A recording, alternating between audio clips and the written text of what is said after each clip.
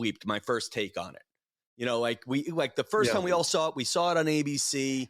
Curse words were bleeped. It looked staged. I don't believe absolute joke. Yeah. Yeah. Now, even if and I'll give you this too. If it was staged, it's still bad for America. That's my argument now. There's no way it was staged. Have you heard the anger in that man's voice? I think it's real. It didn't look staged to me. But then again, that's a guy who just won the Best Actor award. So if there's one guy to be suspicious of, that's the guy. If there's one guy in 2022 to be suspicious of. It doesn't look fake. Hey, tell you what, Chris Rock didn't win an Oscar. He looked like a guy who got smacked in the head. And going with that, I didn't believe he looked like a guy who got slapped in the head until you watched the clip that had the extra 20 seconds of him stuttering. Yeah.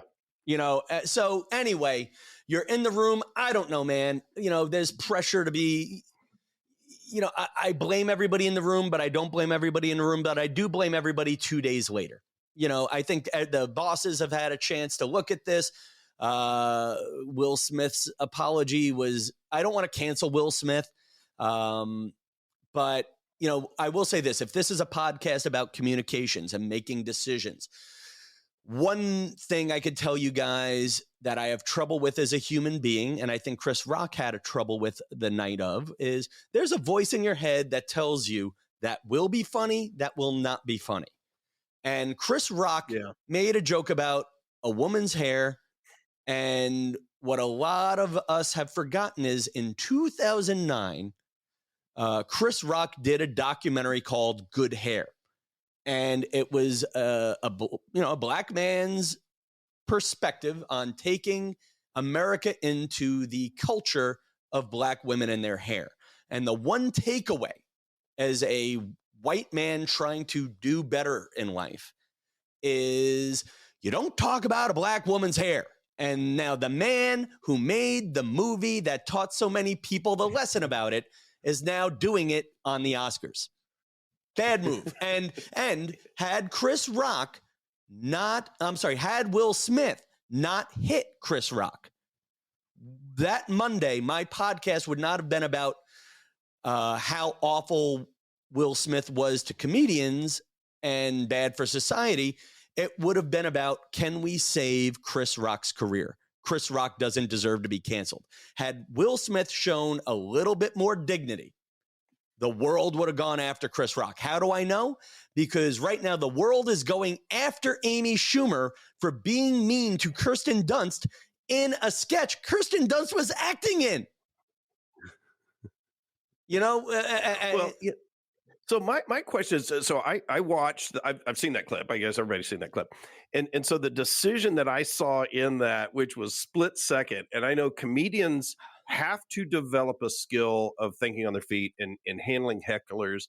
And the ultimate heckler is somebody comes on stage and hits you, I guess. And there was this split second where you could tell Chris Rock was loaded to say, I could take this guy apart with my words right now, because I'm sure he's had to do that. Yeah, he didn't. Something and he made a split second decision to not do that, which I thought was interesting. Have you been in that situation where you're having to make decisions at the split second, and you decide, okay, this is how I'm doing that, and how do you make those at the split second? Because to get back to decision making, those are split second decisions, and we saw it live happen on the Oscars.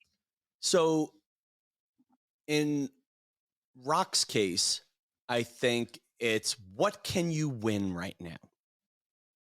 And my best art form in comedy is people will call me Don Rickles, but I am not Don Rickles. I am good at surfing a crowd and giving backhanded compliments, which is what Rock did in that moment. Frankly, G.I. Jane, for as much as I think he should have been smart enough to just stay away from it, I also don't think G.I. Jane was malicious. And you know what?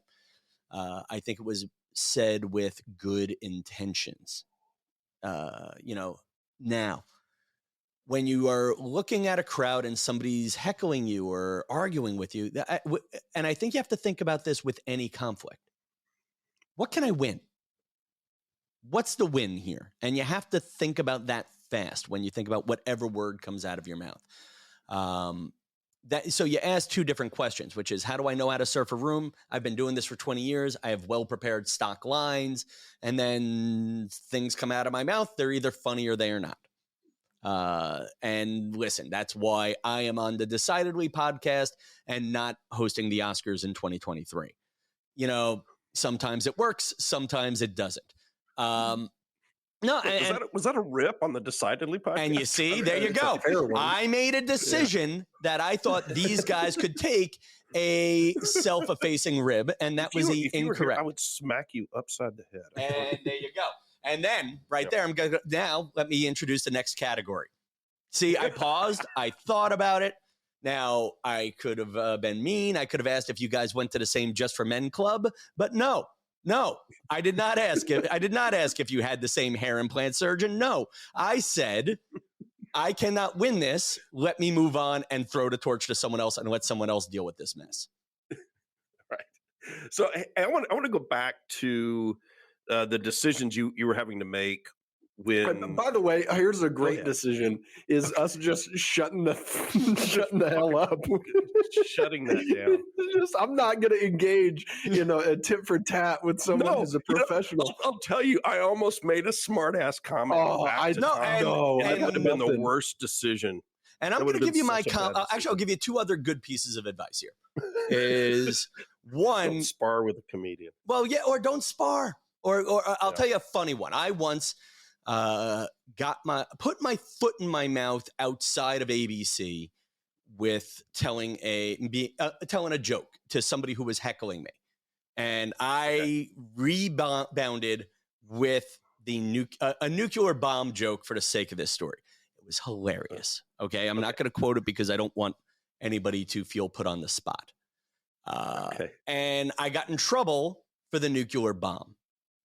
And I hit that point where I'm a comedian. I need principles. I am not going to apologize for this. And I actually bumped into Whoopi Goldberg on her way out of work. And I don't bother Whoopi when I used to work there too much for advice. But I'm like, this is the one woman who has the right thing for me to say. And Whoopi's line was, I replayed the whole situation, and her line was, well, did you say it to be funny or did you say it to be mean? And I think that's an interesting thing if you're making decisions on what words come out of my mouth. I say some mean things, but I say it to be funny. Now, if I say a funny thing with the intention of being hurtful, that is not aligned with who I am as a human being. So that's such an interesting point, because I think that what she illustrated in that comment, did you say it to be funny or did you say it to be mean, is what were your own intentions? What was my motivation with my action? And that's the only time where I can judge or assess the motivations in any actions I observe, is when it's my own actions and my own motivations. Mm-hmm. But a lot of times we judge other people based on their actions because we've misassessed or mischaracterized or assumed their assumptions. And we say, well, he told that joke, he must have been being mean. Of course he was trying to be mean. And that's the wrong way to look at it. I can look at myself and say, you know what? I probably wasn't being as nice as I could have been, or maybe I really truly didn't mean any harm by it. And so I can look myself in the mirror and know that I'm okay. I'm not a bad person because I said this thing that upset someone. But when we're looking at, what other people give us, verbally or otherwise, and examining their actions, I think it's always a terrible decision to try to assess or ascribe their motives. Yeah. And I think, listen, going back to Sean's initial question of how do you make decisions as a comedian? I think you have to know who you are. I'm having trouble, and yet I'm not having trouble making decisions lately. A lot of my decision making has been based on, is there a chance I'm going to get last minute job offers? And I'm the king of everything happening to me last minute. Let's put that aside. The real way you make decisions as a comedian, as a person, is you have to decide who you are and what's important to you. And for me, the few big things are being good to my family. That has affected a lot of my decisions geographically. And it probably has affected whether or how edgy I got as a comic, because at the end of the day, I want mommy and daddy to be proud of me. How about that for another decidedly friggin' revelation here? You know, like, no, but like, I know guys who are like, you know, like, I don't believe in the whole comedian. So it's funny. I posted a clip on my Instagram, Tomkellyshow. And it is with me and another comic outside the St. Mark's Comedy Club in New York City on St. Mark's Place. And a woman walks by and we say, hey, do you want to come into a comedy show? She starts ripping apart the other barker, you know, the other guy asking people to come in. She's like, I don't like comedians. And she had an by the way, Irish accent. I don't like comedians. I don't like all of you. And she starts naming them all. You all think you have a license to say whatever you want. And I tried to diffuse it by saying, I agree with you. And then she started coming at me. And then I did what I like to call my Karen repellent, which is I just held up my cell phone then and started recording. And I have the last 10 seconds. And her line was, I don't care if I never see another comedian in my life. So the point I'm making is you got to be true to who you are. Now, I could have been mean. There's a lot of people making mean jokes about this woman's appearance, and I'm deleting them from my Instagram because I want to show how much people hate comedy without starting a fight that shouldn't be there about whether or not this woman was born a certain gender or not. You know, it's at the end of the day, who is Tom Kelly? I'm a good person, even before I say comedian or funny. And that when you talk about getting more authentic, that's a decision I have made in the last 18 months. It's a decision that I made on air on the Tom Kelly Show podcast. The podcast follows my nervous breakdown, which I am not quite out of yet. You know, like I was successful. There was errors. There wasn't, using your word, Sanger, I was inauthentic. And don't get me wrong, I make good money being inauthentic. I make good money pretending I'm happy even when I'm not. But then when that got taken away, how do you rebuild? And again, it's deciding who you are. And I'm not telling people what to do. Sometimes, listen, maybe you are the clown. You know, like I had a priest friend who never quite understood what I was doing as a stand-up comic. And he would say, well, why do you want to be on a stand-up comic? And I'm like, well, I want to make people happy when they are down. And he goes, oh, well, you're not a comedian then. You're a clown. And I don't like that answer. Now, comedians are more truth tellers, but to the point of this woman from last night is, I think there's a lot of people who are sick of being told what the truth is.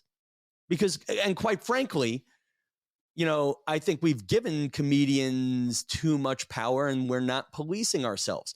Joe Rogan has become an expert on the coronavirus, you know, going that way. We have a lot of liberal comedians who are experts on how Republicans are bad. And maybe that's not accurate either. You know, I could go for hours on like, this is a Colbert joke and it's my brand, except it's not working. The Colbert joke is there's no such thing as the passionate middle, which is where I am. But anyway, getting back to the point, which is, what is my truth? And you know what? I have strong political opinions, and my strong political opinions, you know, New York is interesting because it's not the stereotype you guys might have of it being all liberals all the time. If you're in Manhattan, the politics are very Alexandria Ocasio-Cortez. If you go 20 minutes outside of town, it's all Trump flags. You know, and I was born and raised, or I was raised in the town that has Trump flags. I was actually even born in a part of New York City that probably has Trump flags. You know, like I was born in Southeast Brooklyn, and yeah, that's a very Republican neighborhood. You know, but anyway, who am I? And then when we get into this, I have strong political opinions. Do people want to hear them? Not really, but being true to myself, does me expressing them bring any good to the world? No.